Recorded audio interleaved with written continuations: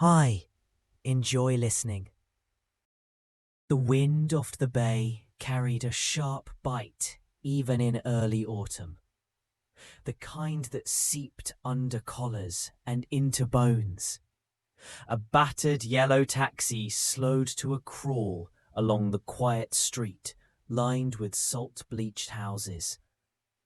Most of them bore peeling paint, rusted mailbox hinges, and the stubborn scent of the sea that never quite left. Samantha Calloway pressed her forehead to the window, watching gulls wheel over the grey waves beyond the dunes. It had been 8 years since she last stepped foot in this place. Her mother's hometown, Harbour's Rest. She'd sworn never to come back. Yet here she was, a duffel bag between her knees, a knot of tension between her ribs. The taxi driver, an older man with a Red Sox cap, gave her a glance in the rearview mirror. First time visiting? She hesitated. Something like that. He didn't push. People came here either for peace or because they had nowhere else to go.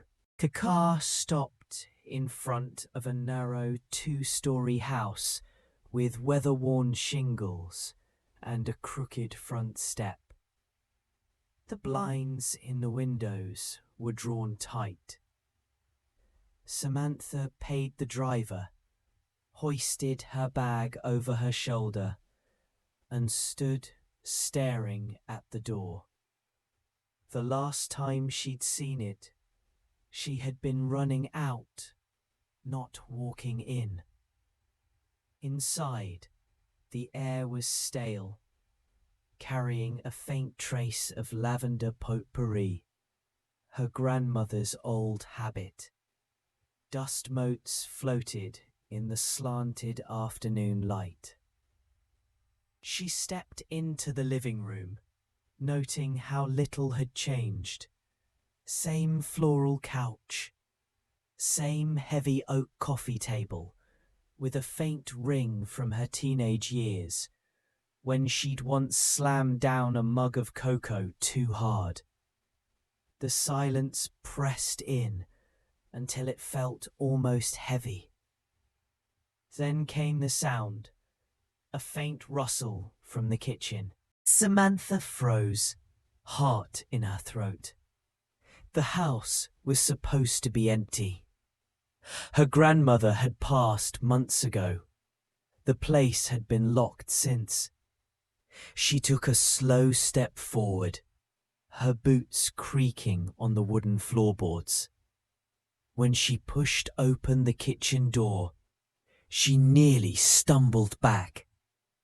A man was standing at the counter, his back to her, filling a kettle from the sink. He was tall, with dark hair curling just above the collar of his worn flannel shirt. As if sensing her presence, he turned, his eyes startlingly clear and a shade too pale, met hers with a calm that felt unnerving. "You're late," he said simply. Her pulse quickened. "Excuse me? You were supposed to be here yesterday." He set the kettle down, unfazed by her confusion. "Sit down. I made tea."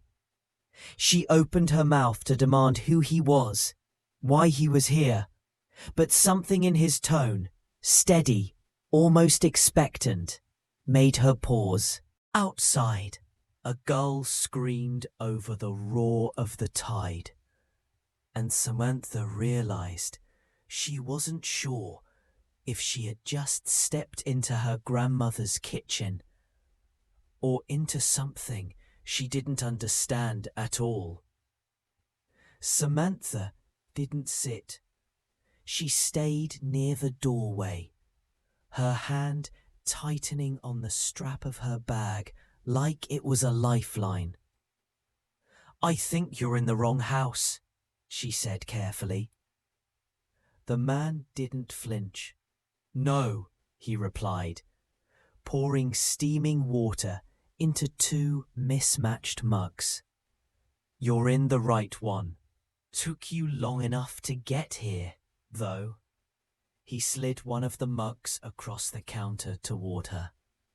The steam smelled faintly of chamomile. Samantha didn't move closer. "I'm going to call the sheriff," she warned. "Go ahead," he said, as if the idea amused him. "But by the time they get here, we'll both be gone." Her fingers twitched toward her phone, but his words snagged in her mind. "We," she repeated. He gave her the faintest smile, though it didn't quite reach his eyes. "If you're going to survive here, you're going to need someone who knows the rules. That's me." Samantha took a slow step forward despite herself. "What rules?" "The ones your grandmother followed. The ones you'll follow too, if you don't want to end up like the others." The air between them felt heavier now, though she couldn't say why. She wanted to laugh, to tell him this was absurd, but the way he spoke, low, certain, without hesitation, made something cold move in her stomach. He reached into his shirt pocket and pulled out a small object, setting it on the counter. It was a silver key, old, tarnished, the head engraved with a tiny, unfamiliar symbol that looked like a curling wave or a hook. "This is yours now," he said. "She left it for you. Told me to make sure you understood what it opens and what it keeps closed." Samantha didn't touch it. "I don't know who you are," she said, voice sharper now, "but I think you should leave." He picked up his own mug, sipped, and finally offered his name. "Daniel Gray," he said simply. "I was your grandmother's keeper. Now I'm yours." A sudden gust rattled the kitchen window. Somewhere outside, the wind carried a sound that wasn't quite the cry of a gull. It was lower, stranger, almost like something calling her name. When she looked back at Daniel, his expression had changed. The calm was still there, but behind it was something else, a quiet urgency. "Before nightfall," he said, "I'll show you what's waiting by the shore." The wind off the water was sharp enough to sting. Samantha pulled her coat tighter as she followed Daniel down the narrow path behind the house. It was less of a trail and more of a suggestion. Patches of stone and sand breaking through the damp grass. She kept a few steps behind him. He moved with purpose, like someone who'd walked this way 1,000 times and knew exactly where to place his feet. "You didn't tell me what we're looking for," she said. "You'll know it when you see it," he replied. The sea came into view all at once, as though the land had simply given up holding it back. The horizon was a flat line of slate, under a sky the same colour. Waves heaving in slow, heavy rolls. Daniel stopped at the edge of the cliff and pointed toward a rocky outcrop below. Down there. The descent was treacherous. Slick stones, seaweed clinging like old lace, but they reached the beach without mishap. Samantha's boots sank into wet sand with a sucking sound. At first, she saw nothing unusual. Then, as a wave pulled back, she noticed something protruding from the dark water, about 20 yards offshore. It was pale, whitish, smooth, just visible between the foaming crests. "What is that?" she asked. "Closer," Daniel said, and led her toward the tide line. They stopped at a cluster of jagged rocks. From here, she could see it better, a curved shape, almost like the arc of a huge shell. No, bone. It looked like bone. A stronger wave surged in. And for an instant, the water drew back far enough to reveal the rest. The suggestion of a face, long and narrow, with deep hollows where eyes should be. Samantha took an involuntary step backward. "Is it human?" "No," Daniel said. "Not anymore." The wind shifted, carrying with it a sound she'd never heard before.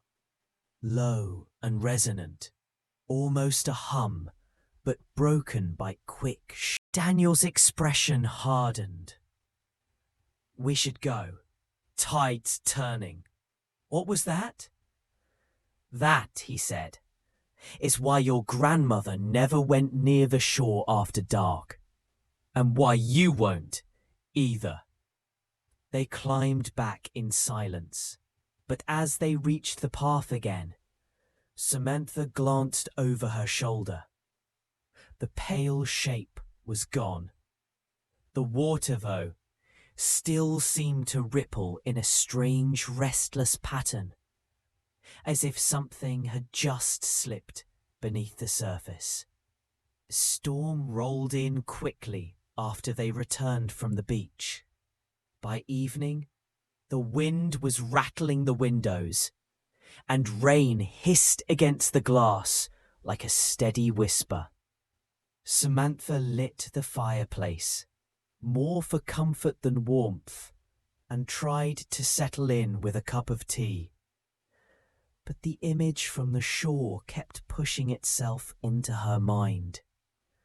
That pale curve of bone, the hollow eyes, and the strange vibrating hum that had settled deep into her chest. She found herself wandering the house without thinking, trailing her fingers over the familiar furniture and walls. Every creak in the floorboards felt amplified in the storm's quiet pauses. It was in her grandmother's old study that she noticed the desk. The room smelled faintly of cedar and dust, untouched for years. The desk was an old roll top, scratched along the edges, its drawers neatly closed, except for one, the middle left, which refused to open more than an inch. She knelt and tried again, tugging harder. The drawer was locked. Her grandmother had been meticulous about keys. Samantha remembered a small tin her grandmother kept in the sewing box, full of mismatched brass shapes and old skeleton keys. She retrieved it from the hall closet, sifting through the pieces until she found one that looked like it belonged. The lock clicked, and the drawer slid open with surprising ease. Inside was a bundle of yellowed papers tied with thin cord, and resting on top, a leather-bound journal. The leather was cracked, the edges darkened from years of handling. Her grandmother's initials were pressed into the cover. M.H. Samantha untied the cord and began leafing through the pages. They weren't letters or diary entries, at least not entirely. They were records. Tides, weather conditions, dates going back decades. Each entry carried strange annotations. Singing heard again. Midnight. Bone Ridge visible for longer than usual. Avoid shore. Daniel's father warns the same as mine did. Her stomach tightened as she read further. One page was blotched with water stains, the ink running in places. The pale one followed me to the cliff path. It does not like the light. She froze when she saw the date. It was written the day before her grandmother stopped walking to the shore entirely. Something Samantha had always thought was due to her arthritis. At the very back of the journal was a pressed, brittle scrap of paper. On it, in her grandmother's sharp handwriting, was a single line. If it calls you by name, never answer. Samantha sat back, the storm outside roaring louder. Somewhere in the house, floorboards creaked, not from the wind, but as if someone had stepped onto them. The storm eased by midnight, leaving the world outside black and glistening. Rain still dripped from the eaves, a slow, rhythmic patter. Samantha couldn't sleep. The journal lay open on the coffee table, that final line looping in her head.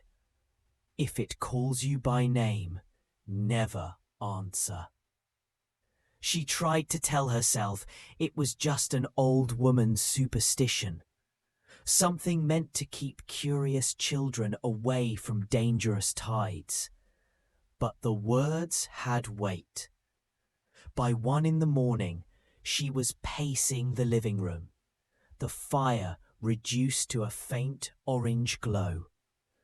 That's when she heard it, faint, distant. At first, she thought it was the wind cutting through the cliffs.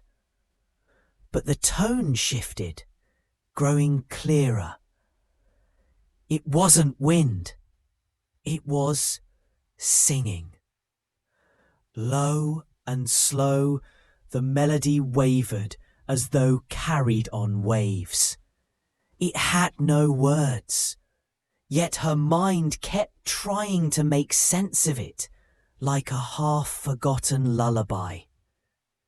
She stood at the window, peering out toward the dark line of the shore. The water was hidden in blackness, but she could almost see the motion of the waves in her mind, matching the rhythm of the song. Then the singing stopped. For a long moment, there was nothing but silence, the kind so deep it pressed against her ears. And then, softly, almost tenderly, Samantha. Her breath caught. The sound wasn't coming from the direction of the shore now. It was closer, below the house. The hair along her arms prickled as she stepped back from the window. Her grandmother's warning rang in her head like a bell. Another step backward. The floor creaked beneath her heel. Samantha! This time, the voice seemed to come from beneath the floorboards. She grabbed the journal from the coffee table and clutched it to her chest, backing toward the hallway. The lights flickered once, twice, then steadied. In the stillness that followed, she realized the voice had stopped, but the smell of salt water was stronger now, filling the room as if the sea itself had seeped inside. She didn't sleep at all that night. The first grey light of dawn seeped into the house, soft but cold. Samantha sat curled in the armchair, still clutching her grandmother's journal. She hadn't slept, her ears straining for the voice to return. But the night had passed without another whisper. When the sun was fully up, she forced herself to move. If she sat still, she knew her fear would root her in place. She needed answers. She started with the floor. The voice last night had sounded below her, down where there should be nothing but dirt and the foundation stones. But her grandmother's house was old, and old houses often had surprises. She knelt and tapped her knuckles along the boards in the living room. Most gave back a solid sound, but near the far corner, by the wall that faced the sea, the tap was hollow. Her pulse quickened. She pushed the rug aside, revealing a square outline in the wood. So faint, she never would have noticed it without looking. A hatch. There was no visible handle, just a small iron ring flush with the surface. It was stiff from years of disuse, but after several tugs it lifted, and the hatch creaked open, releasing a gust of cool, damp air. The smell of salt water was stronger here, tinged with something metallic, like rust or blood. A narrow wooden ladder descended into darkness. Samantha fetched a flashlight from the kitchen drawer, her hands trembling slightly. The beam cut a thin path down the ladder and into what looked like a low, earthen crawl space. She hesitated, her grandmother's warning echoing in her mind. If it calls you by name, never answer. But the voice hadn't called again since dawn, and she needed to know if it could. She descended slowly, the ladder groaning under her weight. The air grew colder, the smell sharper. Her flashlight caught the glint of moisture on the walls, seawater seeping through cracks in the stone foundation. Then the beam swept across something that froze her in place. A chair, an old wooden chair, its legs braced against the floor, facing a small opening in the wall, a tunnel that seemed to lead toward the cliffside. Coiled around the chair legs was a length of thick rope, frayed but still tied in a knot. On the seat lay a bundle wrapped in oilcloth. She reached for it, unwrapping it to reveal bones, small ones. The shape was unmistakable, a human hand, the fingers curled inward, still crusted with pale flakes of salt. And just beyond the tunnel, faint and far away, she heard the first hum of a melody. The sound was faint at first, a single thread of music, winding through the stone like smoke. Samantha froze, the oilcloth bundle still in her hands, the skeletal fingers seeming to clutch at her skin. She put the bones back on the chair, almost gently, then took the flashlight and turned toward the tunnel. It was barely wide enough for her shoulders, and she had to stoop to fit. The air was colder here, wet against her face, and the smell of the sea was so strong she could almost taste it. Each step squelched in a thin layer of sand and silt, as though the tide sometimes reached this far. The singing grew clearer. A woman's voice, low, mournful, almost lonely. It wasn't words exactly, but the rise and fall of the melody tugged at her chest, as if she'd heard it long ago. The tunnel sloped downward, and soon the walls glistened in her flashlight beam, dripping steadily. Ahead, pale daylight spilled through a jagged opening, perhaps where the cliff face had cracked over the years. She crouched by the mouth of the tunnel, looking out. The opening emerged onto a narrow ledge halfway down the cliff. Below, waves churned and foamed against black rock. The tide was coming in fast. And then, there, in the water, just beyond the reach of the surf, something moved.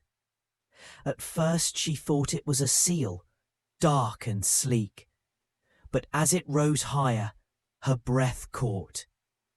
A head broke the surface, not animal, but human. Long, dark hair clung to a pale face, the eyes black as the water itself. The woman smiled. It wasn't a friendly smile. Her lips parted, and the melody swelled, wrapping around Samantha like a rope pulling tight. She felt the urge to step forward, to climb down, to get closer. Her hand shot to the edge of the rock, fingers curling over it. And then the voice stopped. The smile faded, replaced by something sharper. Disappointment. Hunger.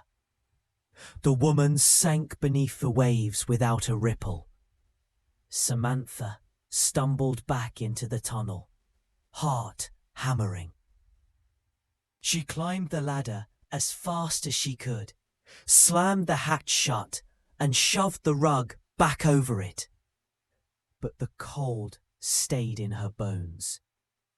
That night, long after she had locked every door and window, she lay in bed and heard the voice again. Closer now. It called her by name. The morning sun was weak behind heavy clouds as Samantha sat at the kitchen table, clutching the leather-bound journal. The events of the night weighed on her like a storm cloud ready to burst. She needed answers. Daniel had stayed at the house, sensing her turmoil. He watched her quietly, waiting for her to speak. Finally, she asked, "Why did my grandmother keep all this a secret? Why didn't she tell me the truth?" Daniel sighed, running a hand through his thick hair. "Because the truth isn't easy. It never is." He reached into his coat pocket and pulled out a faded photograph, edges curled and yellowed. It showed a younger woman standing by the sea, eyes bright but wary. "That's your grandmother," Daniel said softly, "before she made the choice that changed everything." Samantha looked closer and noticed a figure behind the woman, half hidden in shadow, dark eyes gleaming with something cold. "What is that?" she whispered. "That," Daniel replied, "is the creature your grandmother made a bargain with." He told her the story, how decades ago her grandmother had encountered the being in the water, a siren of sorts, ancient, and powerful, who promised protection and fortune in exchange for a terrible price. The family had accepted the pact, but every generation had to pay the price in silence, fear, and sacrifice. Her grandmother's journal was her way of fighting back, of trying to protect Samantha from the same fate. But the creature's song was persistent, and the debt was never truly paid. Samantha's eyes filled with tears. So the voice? It's calling me because of that? Yes, Daniel nodded. Because you're next. The room fell silent except for the ticking of an old clock on the wall. Samantha took a deep breath, feeling the weight of generations pressing down on her. But I won't let it take me, she said, voice steady despite the fear. I'll find a way to break this. Daniel's expression softened for the first time. Your grandmother believed you could. That evening, the house felt heavy with expectation, the air thick as if holding its breath. Samantha stood by the window, looking out at the dark horizon where sea met sky. The tide was high, the waves pounding like a heartbeat. She held the journal tight, its pages filled with warnings, secrets, and hope. She wasn't alone. Daniel stood quietly behind her, ready to help, but she knew this was her battle. The wind shifted, carrying the distant, haunting melody. The voice called her again, clearer, more insistent. Samantha. Her heart pounded, but she stepped forward, pulling on her coat. I'm coming. Outside, the night was cold and sharp, stars obscured by rolling clouds. She walked down the familiar path to the cliff, every step a battle against the pull of the song. At the ledge, she paused. The sea below was churning, and just beneath the surface, the pale face appeared. The creature smiled, eyes black and endless, voice like silk and shadows. You cannot break what was promised, child. Samantha lifted the journal. Your power depends on silence and fear. But I choose to speak, to remember, to fight. She began to read aloud the last pages, her voice steady, despite the waves crashing around her. A pact made in shadow can be undone by the light of truth. The creature hissed, the water frothing, but Samantha held her ground. The wind caught her words, carrying them over the water, and the song faltered, then shattered like glass. Light burst through the clouds, illuminating the sea with silver. The face dissolved beneath the waves, leaving only foam and spray. Samantha fell to her knees, tears mixing with the salt air, a weight lifting from her soul. Behind her, Daniel approached, offering a hand. She took it and stood, looking back at the house she now knew held more than memories. It held freedom. The debt was broken. If you like the story, I would be very happy to have your support. Click the thumbs up. And to not miss new stories, subscribe and click on the bell. Thank you from the bottom of my heart, and all the best.